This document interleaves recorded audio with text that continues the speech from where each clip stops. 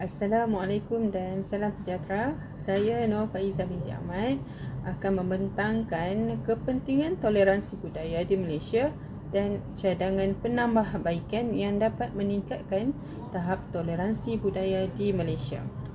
Malaysia merupakan sebuah negara majmuk dan terkenal dengan kepelbagaian agama, budaya, bahasa dan adat resam. Istilah majmuk merujuk kepada keadaan di mana terdapat pelbagai etnik dan agama yang hidup bersama dalam satu negara. Menurut Dewan Bahasa dan Pustaka edisi keempat, perkataan majmuk membawa maksud terdiri atau terbentuk daripada beberapa bahagian dan sebagainya tetapi merupakan kesatuan. Malaysia terdiri daripada 3 kumpulan etnik yang utama iaitu Melayu, Cina, India dan terdapat juga pelbagai suku kaum asli seperti Kadazan, Iban, Dayak dan pelbagai lagi. Secara majoritinya, penduduk Malaysia terdiri daripada Melayu dan beragama Islam, tetapi terdapat juga masyarakat yang menganut agama lain seperti Buddha, Hindu, Kristian dan lain-lain agama dengan kepercayaan tradisional yang berbeza. Toleransi memainkan peranan yang penting dalam mewujudkan perpaduan dan keharmonian dalam masyarakat di Malaysia. Di samping itu, toleransi juga mencerminkan keupayaan untuk menghargai dan menghormati perbezaan budaya antara individu atau kumpulan. Toleransi budaya mempunyai pelbagai kepentingan dan kesan positif dalam konteks sosial, ekonomi, politik, individu serta kepada masyarakat dan negara secara keseluruhannya, di samping mewujudkan asas kepada pembangunan yang mampan dan harmoni. Antara kepentingan toleransi budaya yang ingin dibincangkan adalah melalui toleransi dari aspek bahasa dan komunikasi. Toleransi dari aspek bahasa dan komunikasi melibatkan penghormatan dan penerimaan terhadap perbezaan bahasa serta kebolehan berkomunikasi secara berkesan antara individu atau kumpulan yang mempunyai latar belakang budaya yang berbeza. Pada asasnya, bahasa adalah satu bentuk luahan rasa. Bahasa juga sebagai simpul dan berfungsi sebagai alat untuk menyampaikan mesej hingga memberi makna oleh pelaku komunikasi. Kepentingan toleransi dalam aspek bahasa dan komunikasi kerana ia dapat mewujudkan persekitaran di mana individu daripada budaya yang berbeza boleh berkomunikasi dengan berkesan, selain dapat mencegah konflik budaya serta dapat menggalakkan pertukaran idea dan pengalaman yang positif.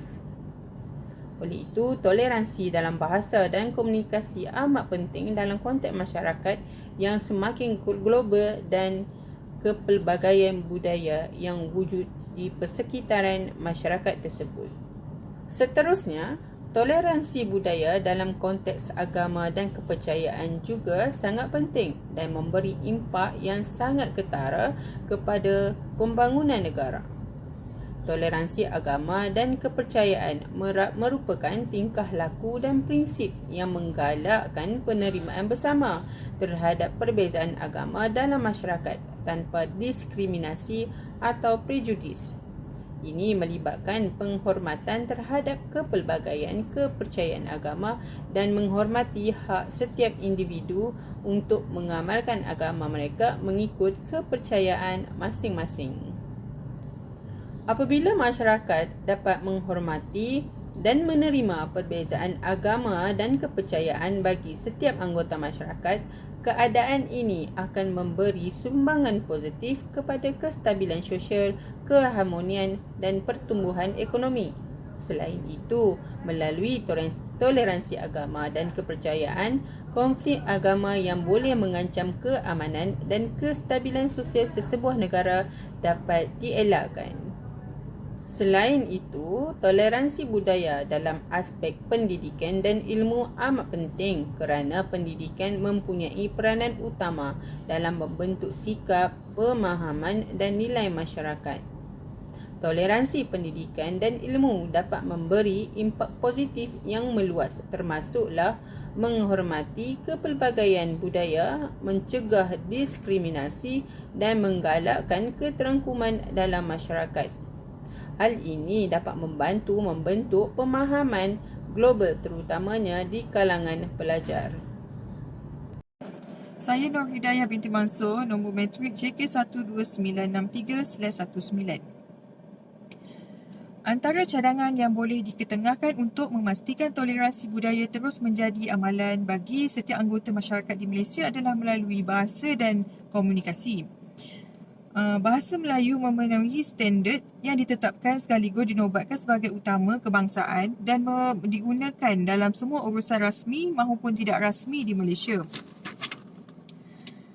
Sebagai contoh, menerusi siri Upin Ipin, kita dapat lihat masyarakat yang berbilang kaum tinggal dalam sebuah kampung. Masyarakat ini menggunakan bahasa komunikasi yang mudah difahami dan semua etnik masyarakat membolehkan mereka hidup dalam keadaan yang harmoni. Antara cadangan untuk memupuk toleransi yang lain adalah melalui perayaan rakyat dan perayaan bersama-sama. Menghormati dan memahami tradisi serta adat resam orang lain adalah langkah penting dalam membangunkan masyarakat yang inklusif dan saling menghargai. Perayaan utama di Malaysia seperti Hari Raya Deepavali dan Tahun Baru Cina telah dijadikan amalan rumah terbuka sebagai suatu tradisi atau menjadi salah satu acara wajib setiap tahun.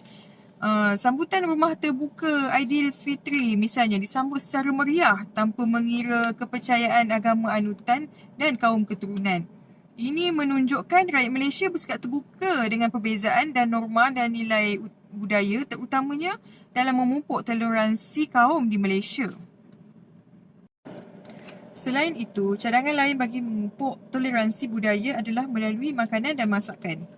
Dalam memastikan keharmonian masyarakat kita perlu bersikap terbuka untuk mencuba makanan dan budaya yang berbeza selagi ia tidak melanggar prinsip keagamaan.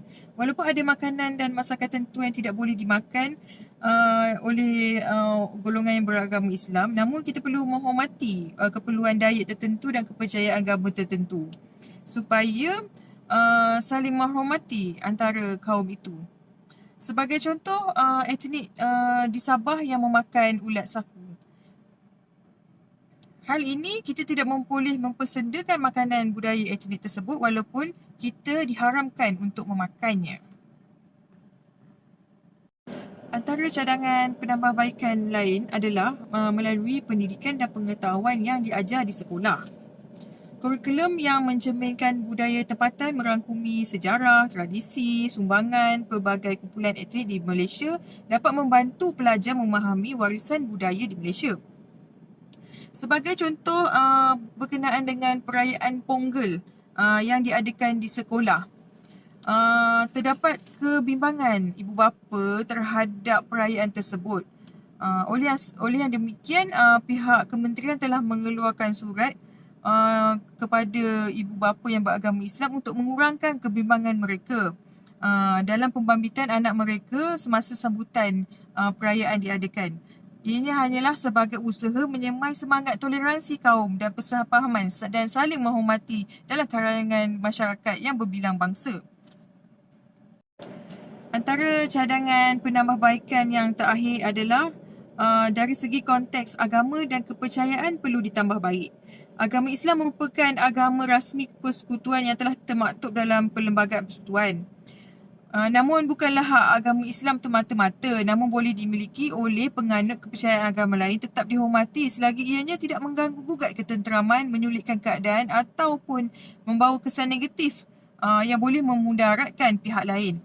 Pemikiran dan sikap pandang rendah dan penghinaan terhadap agama lain seharusnya tak wujud di Malaysia. Kita perlu saling menghormati antara satu sama lain dan menghormati agama anutan masing-masing.